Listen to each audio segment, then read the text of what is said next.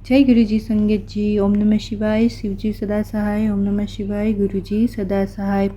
तो संगत जी, आज का ये सत्संग पुरानी संगत का है, 2007 का है। जिस संगत ने सत्संग भेजा है, जोगा चीमा, जुलाई 2007 का है। उन्होंने सत्संग में लिखा है कि हालांकि 100 चंद्रमा उग सकते हैं और हजारों सूरज उग सकते हैं, उनके प्रकाश के बावजूद गुरु के बिना पूर्ण अंधकार है। सही बात है संगत जी, हमें गुरु के बिना रास्ता ही कौन दिखाएगा। हमारे गुरु जी महाराज ने हर पल हर उस संगत का हाथ पकड़ा है जहाँ पर उनको हमारे गुरु जी महाराज की ज़रूरत थी।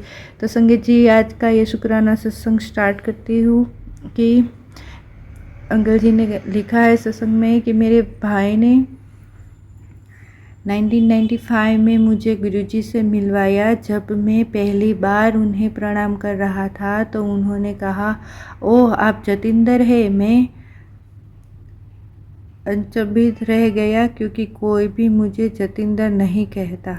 हालांकि यह मेरा आधिकारिक नाम है। मुझे आमतौर पर मेरे संक्षिप्त नाम जोगा से बुलाया जाता है और केवल मेरे करीबी परिवार के सदस्य ही मेरा आधिकारिक नाम जानते हैं या याद रखते हैं। मैंने इसे एक संयोग और मात्र संयोग समझकर छोड़ दिया। वास्तव में जब मैं दूसरी बार गुरुजी से मिलने गया तो मैं तर्क को अधिक प्रभावी बनाने के लिए तैयार था। मुझे अच्छी तरह याद है कि मैं आंखें बंद करके सीधे योगासन में बैठा था। अचानक मुझे लगा कि मैं जमीन से ऊपर तैर रहा हूँ। मैंने सहजता से अपने हाथ नीचे कर लिए और झटके से अपनी आंखें खोल दी। मैंने गुरुजी की ओर देखा तो पाया कि वे मुझे देखकर मुस्कुरा रहे थे।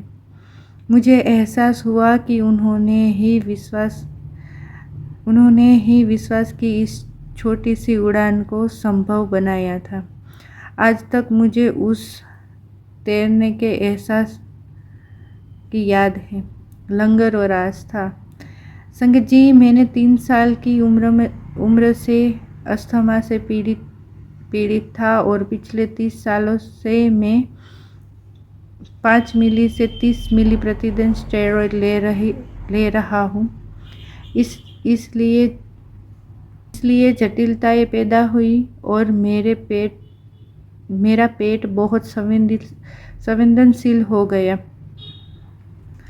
मुझे गैस्ट्रिक समस्याएं और उससे जुड़ी एलर्जी थी और अक्सर इनके साथ साथ अस्थमा और स्पॉन्डिलोसिस के लिए अस्पताल में भर्ती होना पड़ता था। गुरुजी की संगत में आने के बाद धीरे धीरे मेरी स्वास्थ्य समस्या और तनाव दूर हो गए। हर बार संगत में आने पर मुझे बेहतर महसूस होता था। गुरुजी के आशीर्वाद से मैं एक सामान्य इंसान जैसा महसूस करने लगा और यहाँ उपचार बिना किसी दवाई या निर्धारित तपस्या से हुआ, केवल लंगर और विश्वास, और मैं स्वच्छ हो गया।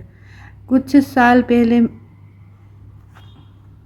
साल पहले मुझे अपने रिकॉर्डिंग स्टूडियो के लिए महंगी स्विस मशीनें खरीदनी पड़ी। व्यवसाय एक महत्वपूर्ण चरण में था और ये मशीनें आवश्यक थी, लेकिन कुछ कठिनाइयाँ भी थी।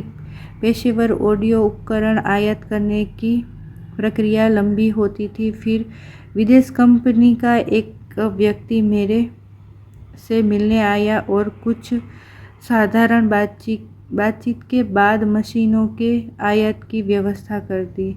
हम उस व्यक्ति को बिल्कुल नहीं जानते थे, मानो उसे हमारी मदद के लिए भेजा गया हो। कंपनी का प्रतिनिधि अचानक किसी जीवन रक्षक की तरह आ गया।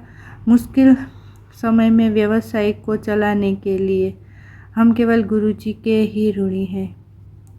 एक अवसर पर एक बहुत प्रसिद्ध पंजाबी गायिका संगत में गाने के लिए आने वाली थी। गुरुजी ने मेरे से प्रदर्शन को रिकॉर्ड करने के लिए कहा। कार्यक्रम स्थल पर गायिका का रिकॉर्डिंग उपकरण पहले से ही लगा हुआ था और मेरे से गुरुजी को यह बात बताई उन्होंने मुस्कुराते हुए संगत के साथ बैठकर शाम का आनंद लेने को कहा। 3 घंटे गायन के बाद गुरुजी ने गायिका से गीत सुनाने को कहा, लेकिन टेप से कोई ध्वनि नहीं आई। आधे घंटे की असफल कोशिश के बाद उसके साउंड इंजीनियर ने हार मान ली और बताया कि कुछ भी रिकॉर्ड नहीं हुआ है। गुरुजी मुस्कुराए और मेरे की ओर देखा और कहा कि अगली बार जब वह गाएगी तो वह रिकॉर्डिंग करेगी। गुरुजी के आशीर्वाद से मेरे द्वारा रिकॉर्ड किया गया वह टेप अब संगत में लगभग हर दिन बजाया जाता है। उनका उपचारात्मक स्पर्श। गुरुजी के आशीर्वाद देने का तरीके विविध है, परंतु यह आवश्यक है कि उनके निर्देशों का अक्षरश पालन किया जाए। मेरी भाभी का उदाहरण इसका उदाहरण है। वह 8 वर्ष की आयु में माइग्रेन से पीड़ित थी। गुरुजी की संगत में एक बार उन्हें दौरा पड़ा। अब लंगर परोसा गया तो गुरुजी ने उन्हें 2 रोटियां खाने को दी और उन्होंने स्वयं को बलपूर्वक खा लिया। गुरुजी ने फिर उन्होंने 2 रोटी दी। उन्होंने एक खा ली और चौथी अपने हैंडबैग में छिपा ली। उन्हें शीघ्र ही आराम महसूस हुआ। जब वह अगली बार गुरुजी की संगत में गई तो उन्होंने बताया कि उनका माइग्रेन 90% ठीक हो गया है और केवल हल्का माइग्रेन रह गया है। गुरुजी हंसे और कहा कि यदि उन्होंने चौथी रोटी खा ली होती तो वे पूरी तरह ठीक हो जाती। वह आश्चर्यचकित रह गई क्योंकि किसी को पता नहीं था कि उन्होंने वह रोटी अपने हैंडबैग में छिपाई थी। मेरे पिता, जो एक सेवानिवृत्त सिविल सेवक है और गुरुजी के एक उत्साही अनुयायी भी है, एक अद्भुत अनुभव हुआ। एक दिन वे मेरे भाई के साथ संगत में गए। गुरुजी ने मेरे भाई को बाजार से 51 रुपये के पान के पत्ते लाने को कहा। फिर गुरुजी ने वे पत्ते मेरे पिता के पेट पर रखे और कहा कि उन्होंने मेरे पिता का ऑपरेशन कर दिया है। मेरे पिता बहुत उलझन में थे क्योंकि उन्हें लगता था कि वे बिल्कुल स्वच्छ हैं। कुछ दिनों बाद मेरे पिता के मूत्र में रक्त आने लगा और उन्हें अस्पताल में भर्ती होना पड़ा। चिकित्सकों ने उन्हें बताया कि उन्हें कैंसर है और उनका ऑपरेशन किया गया। तब यह स्पष्ट हो गया कि गुरुजी ने उन्हें आशीर्वाद दिया था, क्योंकि यदि उन्होंने उनका ऑपरेशन न किया होता तो मेरे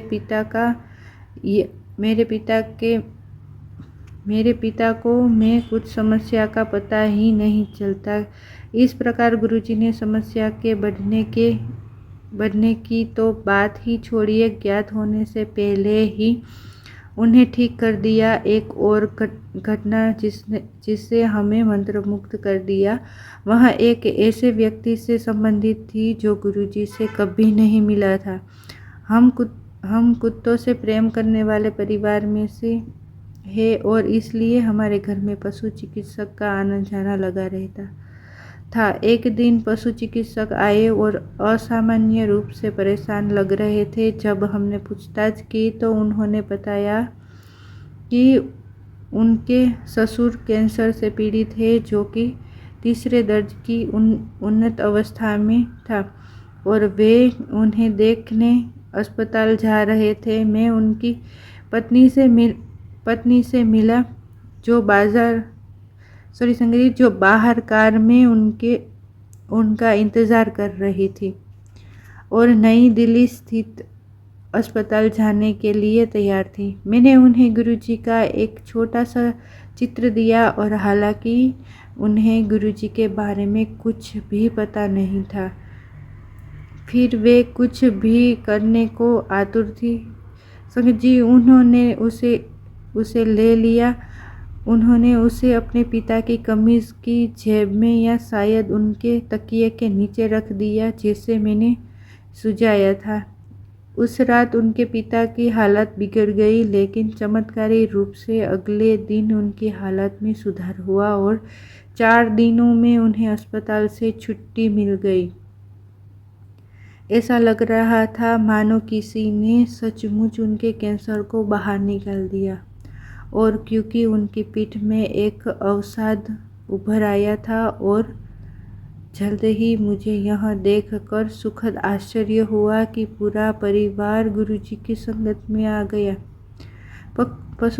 पशु चिकित्सक के ससुर ने मुझे बहुत धन्यवाद दिया। मैंने उनसे कहा कि वे गुरुजी का धन्यवाद करें क्योंकि उन्होंने ही चमत्कार किया था, जबकि पीड़ित व्यक्ति उन्हें जानता भी नहीं था।